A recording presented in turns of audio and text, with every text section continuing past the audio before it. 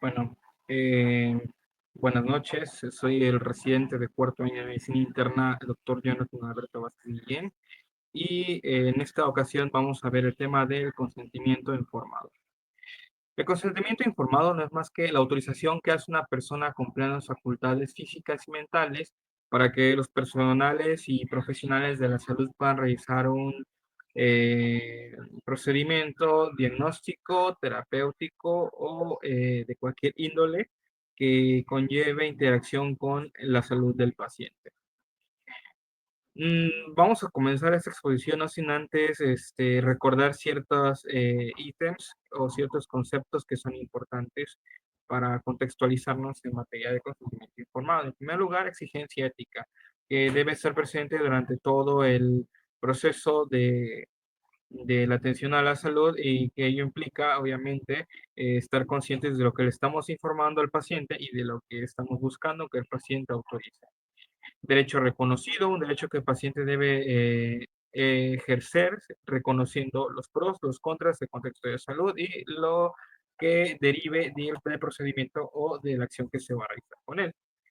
Hay que estar conscientes de un nuevo ideal de autonomía y de racionalidad, lo cual va a servir mucho para orientar los actos, tanto para el paciente como para el médico, aun cuando no pueda realizarse por completo. Estar conscientes de los alcances de lo que vayamos a hacer en el paciente. Y por último, expresión de una nueva cultura de información y pluralismo. Bien, la pregunta con la cual iniciamos es, ¿quién debe tomar las decisiones médicas?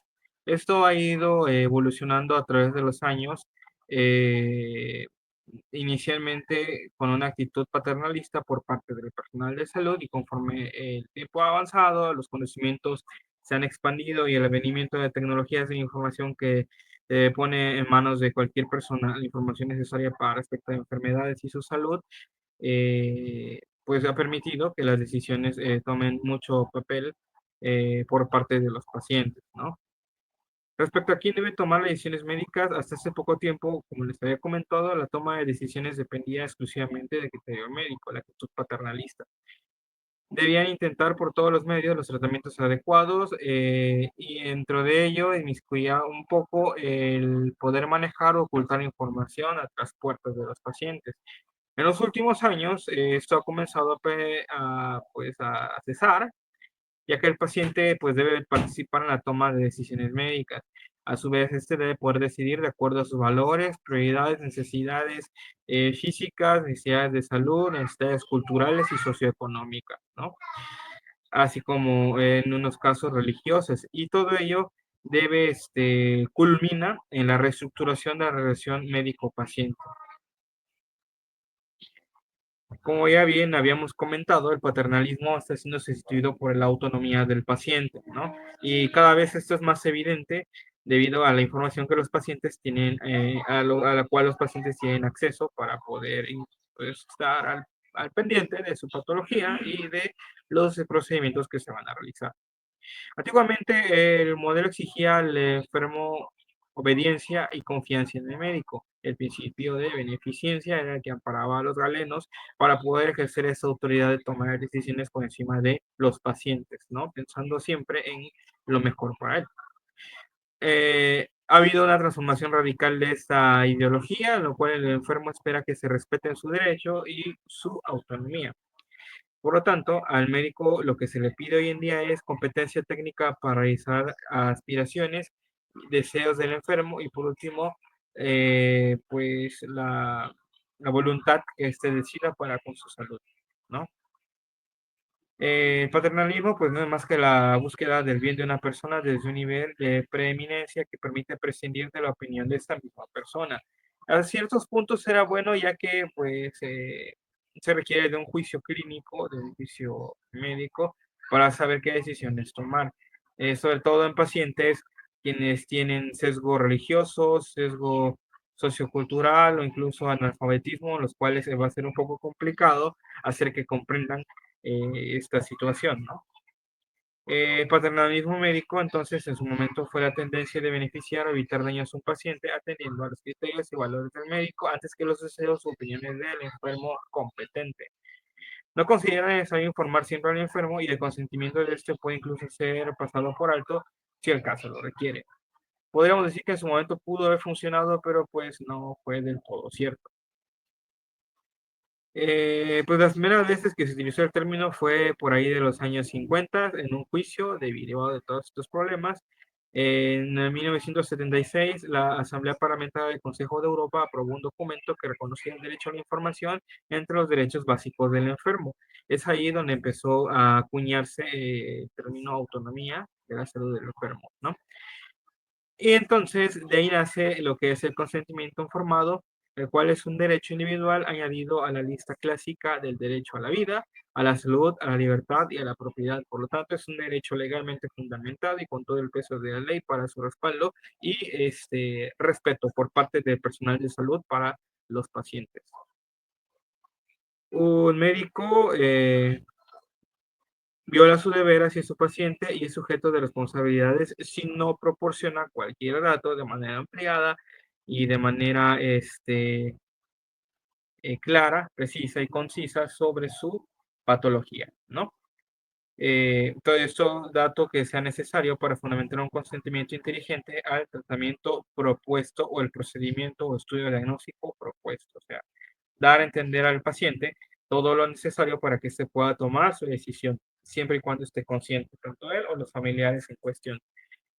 Es entonces el consentimiento informado, la aceptación de una intervención médica por un paciente, de forma libre, voluntaria y consciente, después de que el médico le haya informado de la naturaleza de la intervención, con sus riesgos y beneficios, así como las alternativas posibles con sus respectivos riesgos y beneficios también. Eh, Se requieren de ciertas condiciones que el paciente debe reunir o ciertos puntos que debe reunir para que se pueda asumir un consentimiento como válido. En primer lugar, debe de tener una información suficiente respecto al contexto clínico que se está dando a tratar y a proponer en el consentimiento informado, la buena autorización del paciente, comprender la información adecuadamente, ya que ocurre que en la mayoría de los casos se utilizan términos que el paciente no conoce o no está familiarizado y eso puede generar sesgo en la decisión que pueda tomar. Y por ende, si el paciente siente que fue orientado de esa forma, puede haber consecuencias para nosotros, ¿no? Es por ello que hay que tener el este, cuidado de la forma y de la claridad con la cual hacemos entender al paciente la información que le estamos dando. Encontrarse libre para decidir de acuerdo a sus propios valores, que sea una decisión autónoma propia del paciente y ser competente para tomar la decisión en cuestión. Un paciente que pues se encuentre en condiciones neurológicas, psicológicas y psiquiátricas necesarias para poder tomar una decisión de manera racional y pensada. Entonces, se llega a que el consentimiento informado se logra como resultado de un proceso de diálogo y colaboración en el que se intenta tener en cuenta la voluntad y los valores del paciente. Este beneficio o este principio siempre va a ser necesario, ya que pues hay que respetar los derechos de las personas, ¿no? Y de los pacientes.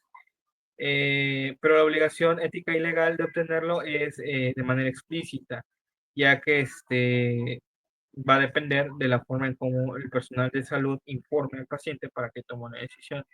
Puede ser mayor o menor dependiendo de las circunstancias del caso, ¿no? Un consentimiento explícito será más aconsejable cuando mayores sean los riesgos de la intervención o cuando mayor riesgo haya derivado de la intervención. El paciente debe estar más consciente, más informado de lo que se va a realizar y pues debe estar totalmente de acuerdo de asumir los riesgos, consecuencias o beneficios de la acción que se vaya a realizar. Valga la redundancia, ¿no? Existen casos en los que la obtención de consentimiento informado no es posible o no es recomendable. Dentro de ellos, pues la urgencia, ¿no? La urgencia médica en los pacientes obliga a actuar de manera rápida, urgente o emergente sin tomarse el tiempo o desperdiciar tiempo en obtener un consentimiento. Obviamente en un paciente que no esté en condiciones para tomar la decisión o familiares que no estén presentes para tomar la decisión utilizando siempre eh, el salvaguardar la vida del paciente, ¿no?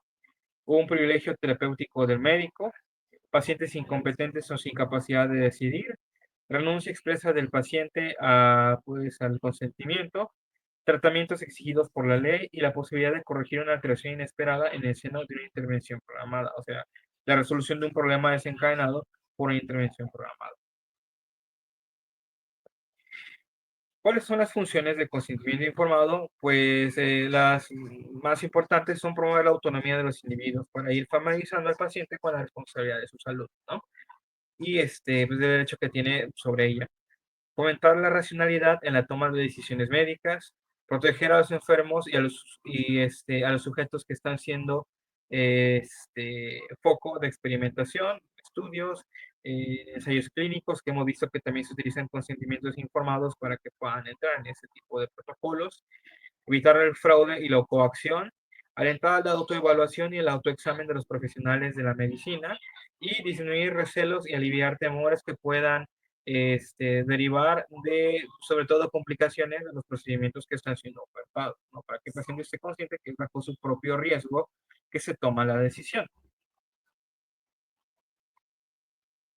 ¿Cuánta información debe suministrarse? Para ello debe existir un balance entre las cargas y el beneficio que la intervención va a tener para nuestro paciente.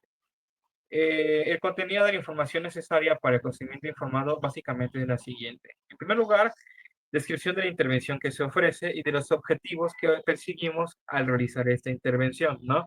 Las molestias y los riesgos más significativos, tanto por frecuencia de aparición como por la gravedad de los mismos, beneficios esperables con grado aproximado de probabilidad derivado del procedimiento que vayamos a realizar, alternativas factibles si es que las hay para estos estudios, estos procedimientos o estas medidas terapéuticas, curso espontáneo que tendrá el padecimiento del enfermo y la consecuencia de dejarlo sin tratar, y opciones y recomendaciones del médico. Bueno, entrando a lo que es el campo del paciente o el lado del paciente, hay que estar conscientes de si el paciente comprende o no la información. La información debe ser adecuada para la capacidad de comprensión del paciente. Como ya lo habíamos comentado previamente, hay que evitar tecnicismos, utilizar un lenguaje asequible, invitar al paciente a hacer preguntas acerca de las dudas o de la necesidad de información que pudieran tener, lo que se derive dentro del procedimiento, como de los riesgos y todo lo que ya hemos comentado, ¿no? De tal manera que no quede lagunas de información que el paciente no tenga completas y pues pueda sesgar la toma de su decisión o pueda argumentarse en ello para que en caso de que salga mal, pues justifique una decisión errónea por parte del paciente basada en una mala información del personal de salud. El objetivo de todo ello es procurar que el enfermo tenga una impresión realista sobre su propio estado y sobre lo que va a derivar de las acciones que vayamos a tomar. El paciente está en libertad de decidir, bueno, basados en la premisa de que el consentimiento informado debe ser voluntario y estar libre de influencias indebidas, la voluntariedad es cuestión de grados y puede estar limitada en mayor y en menor medida. Se puede hablar de tres formas distintas de influir en la decisión de las personas. La primera, pues obviamente la persuasión, en la cual se utilizan argumentos razonables con la intención de inducir una respuesta favorable en otra persona acerca de una determinada opción, en este caso de los estudios o de los procedimientos o manejos terapéuticos que se vayan a realizar, ¿no? Persuadir, pues sí, un paciente que requiere transfusión sanguínea porque tiene sangrado activo, sobre todo en el contexto religioso de testigos de Jehová que no aceptan transfusión no derivados, pues está dentro de obligación de todo personal médico informar al paciente de que es necesario para salvaguardar su vida, ¿no? Y de que no realizar el procedimiento, los riesgos de morbilidad y mortalidad aumentan, ¿no? Es un ejemplo de persuasión. Manipulación. Cada intento de modificar la decisión de las personas por medios no puramente persuasivos son considerados manipulación, aunque sin llegar a la amenaza ni a la restricción física, ¿no? Ser un poco más punitivos o más agresivos en cuanto a la información que se da y la, eh, mm, no persuasión, pero sí la sugerencia con un tono imperativo de los pacientes. La coacción, que es el uso de amenazas o daños importantes para conseguir infligir en alguien una decisión. Daños físicos, psíquicos, económicos o legales. Esto definitivamente es inaceptable. Bueno, el paciente tiene capacidad decisoria. Un paciente solo podrá ejercer el consentimiento informado cuando sea reconocido como competente para poder tomar la decisión o con capacidad decisoria. Se habla de que existe capacidad de decidir cuando el paciente o la persona en cuestión a tomar la decisión posee un conjunto de aptitudes, entre las cuales destacan principalmente las siguientes. La primera es la aptitud para darse cuenta de su propia situación y de las expectativas razonables. La segunda es la aptitud para comprender la información relevante que se le está proporcionando. La tercera es la aptitud para deliberar sobre las opciones que se ofrecen de acuerdo con los objetivos y los valores propios. Y la cuarta es la capacidad para comunicarse verbalmente o no con el profesional de la salud.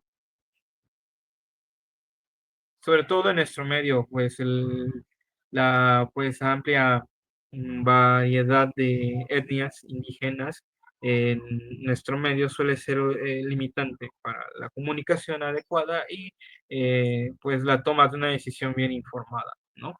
Hay que tomar en cuenta.